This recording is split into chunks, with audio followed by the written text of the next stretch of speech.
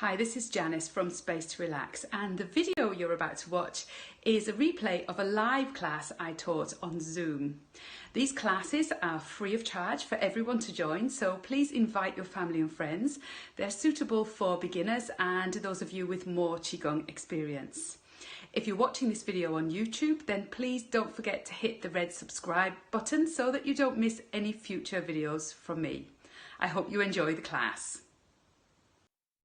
What's really important when you're putting together a Qigong morning routine is to make sure that you use exercises which are accessible to you, which are easy enough for you to perform when you maybe feel a little bit sluggish or your joints feel a little bit stiff. So you don't want to be doing anything too energetic that's going to pull a muscle or cause you any kind of injury. What you want to do is be gently waking up the breath, waking up the body, doing a little bit of stretching.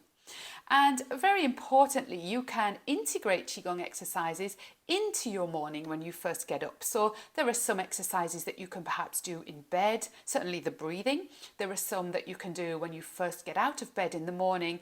And so you don't necessarily need to put aside a specific time to practice a Qigong routine in the morning, although that's perfect if you can. And then just decide for yourself how much time you have available. So if you're going to commit to a morning routine, ask yourself, do I have 5 minutes? Do I have 15 minutes? Do I have a bit longer? So really you want to then select your Qigong exercises according to the amount of time that you have available to you. The next thing you need to consider is ask yourself really why you need to practice. Why do you want to do Qigong first thing in the morning as opposed to anything else?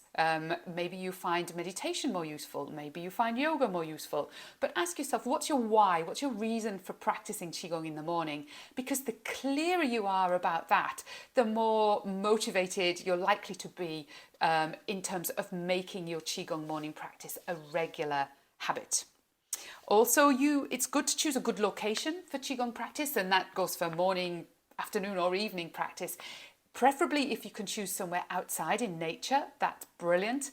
But if you can't, and if the weather is bad or if it's dark, you may want to choose a nice area in your house, preferably somewhere that's close to an open window so you're getting some fresh air, but also be very careful to make sure you're not in a draft. So choosing your location is really important to get the most out of your Qigong practice first thing in the morning, as well as at any other time of day. And the last thing is, for any routine in general, it usually helps if you choose a regular time of day to practice. So that could be the morning. Often people find that really a very good time to do this before they practice anything else. But it could also be an evening time, last thing at night. Some people may get a few minutes during the day to practice. If you can really choose a regular day though, a regular time of day, that can often help to keep your practice on that daily basis so you don't skip a few days here and there. Really just making it a habit.